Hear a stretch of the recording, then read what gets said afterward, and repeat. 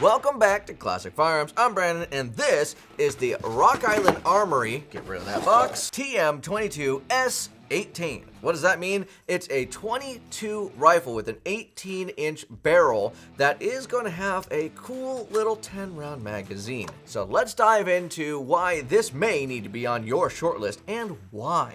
This one's got some pretty cool features, so let's dive right on in. Starting with the tip, you have a little bit of a barrel shroud here on the end that does house your front sight. So right here, you can see that front sight post. It's kind of hard to tell exactly. I have no cameraman. There's no one else in the room. So when I point this at the camera, I am not flagging anybody. I just want that to be clear. I'm also pointing it to the right of the camera just so you don't feel weird behind the camera, but watching the video as well.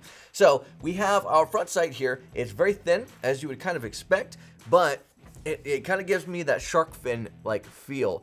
Almost looks like a tiny little suppressor up there. It's not. It is attached to the barrel.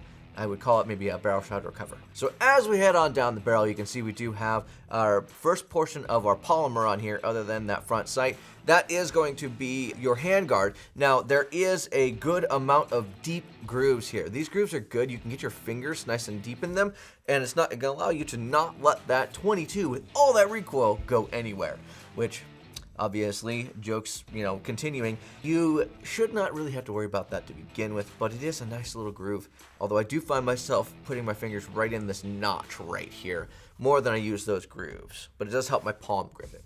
So, moving on back, something very cool and unique. Again, the top Picatinny rail is polymer as well, but it does have that front sight worked into that top portion of the polymer. You do have a rear sight here in the Picatinny rail. That front sight does flip down, so you can use all of that Picatinny up top.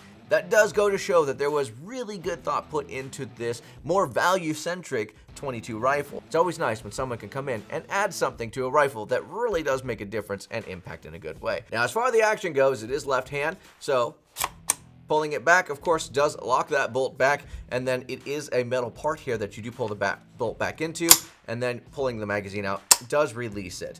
So just if you were interested or curious about that, or maybe you had an issue, couldn't figure it out, that's pretty simple, but it could be a little snafu that people run into. The mag release itself is right behind that magazine. You just grab and pull, and it comes right out. Now, this is a 10-round magazine, and there is a note on this particular rifle. It does not accept extended magazines. There is a portion of the magazine that it does, the larger ones do not have, that will not lock into place. So definitely make a note of that. The 10-round magazines are what you're going to want to use in this one.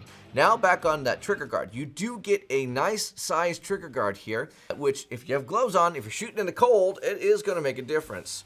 Now, before I show you that trigger, this bad boy is clear. We do clear every weapon before we start any video. Now, that trigger, let's see, good, she's on fire, and you have a little bit of take up there. It is a polymer trigger I'm noticing right now, and then bang. There's barely any movement, and that thing goes bang, which is quite nice. The release on it, little bit of movement, and it just kicks you right back out, and then bang again. Nice feeling trigger nonetheless. Your safety, of course, is right back behind that trigger, so that way you can turn it on and off of safe right there.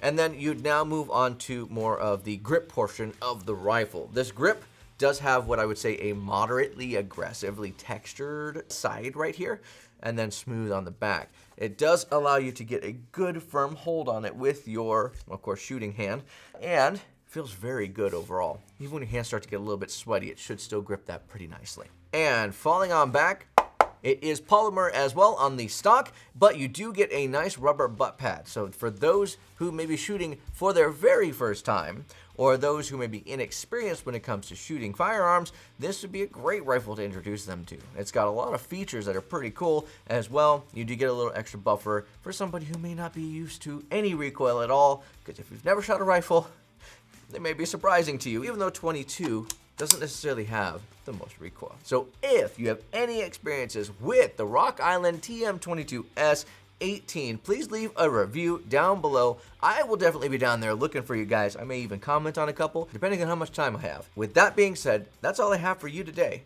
God bless. Stay safe. It is time to end. Now, let's go shooting.